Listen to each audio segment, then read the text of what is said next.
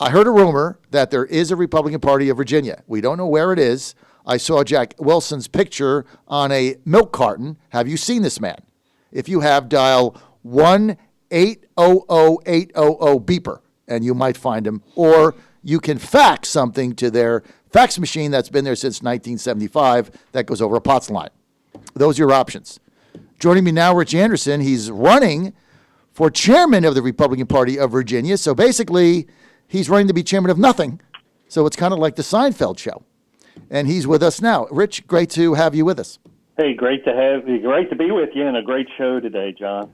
You're running for chairman of nothing. Meantime, what's left of your party is rigging conventions in the 5th District and throwing out the media.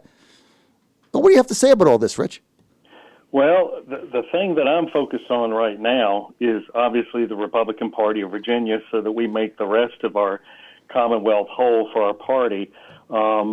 So there's a lot of work to be ahead. You said that I'm running to be chairman of nothing. Well, I got to first run for chairman of nothing in order to get punched through with the help of a lot of great Virginia Republicans to be the chairman of something. Rich, it's like the Seinfeld show. It's a show about nothing. I mean, Yes, it is. It is. And this, John, this Here's my first question, though, before you get to your agenda. Oh, okay. How are you going to spend the $350 they have in the bank? Well, I will convene an ad hoc special committee via Zoom over a 30-day period to make a decision about the when and where we will do it and the format of how we will make those expenditures. That's an efficient way to do it. Oh, if nothing else, Colonel, you're a good sport. Well, it's fun. I tell you what, my grandmother used to say, it's a great life if you don't weaken. So, but you have a great show this morning, so I just thought I'd call in. No, I love when you call in. I love you just call in the chat about running for chairman of nothing. Well, hey, if you've seen Jack Wilson, I saw him on a milk carton at the Walgreens.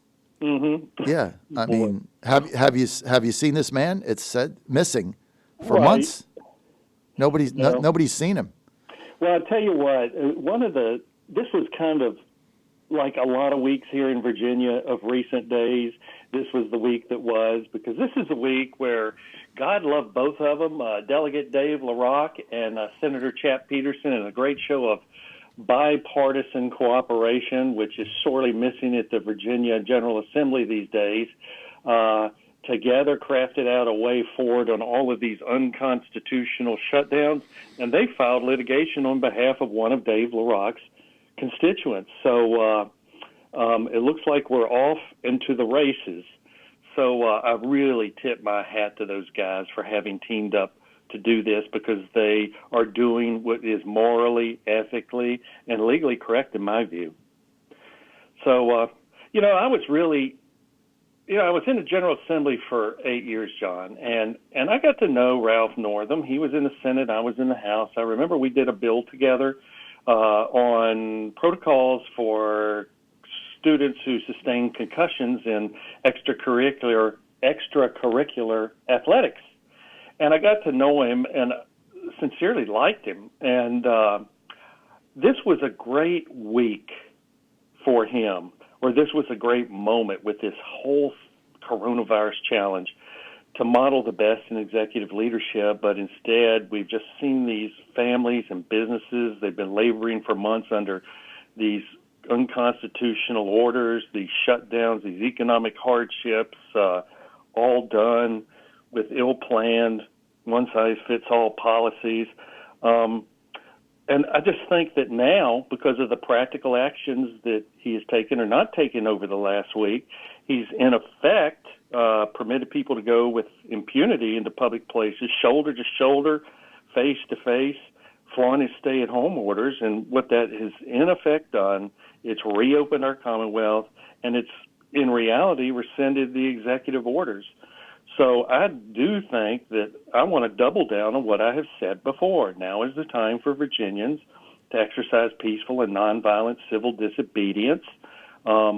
I like the concept of lawsuits, and that's why I laud Dave LaRocque and Chap Peterson. And it's time for the United States Department of Justice to intervene to reclaim these civil liberties that have been deprived.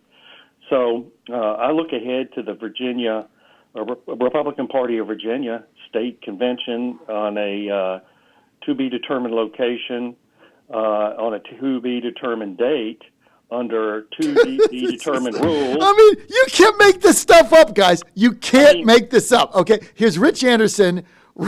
He's running for chairman of nothing in a party that does nothing, that has $300 cash on hand, that hasn't convened a convention to elect the chairman about a party of nothing, and there's a convention going in the 5th District. It's rigged. They're trying to oust an incumbent over nothing, and they're rigging it. They throw out the media, and the Republican Party of Virginia doesn't even have anybody there monitoring it. And now Anderson says, I'm trying to run for chairman, but there's no convention. There's no vote. There's nothing.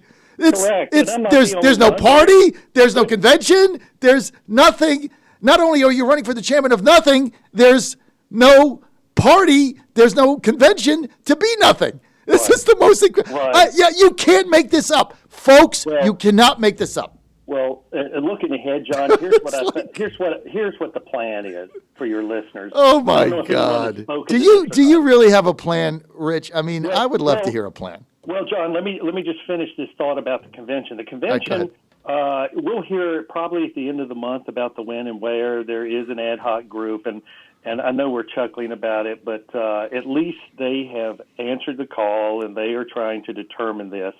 And they're supposed to have their report complete into RPV by the 20th of June.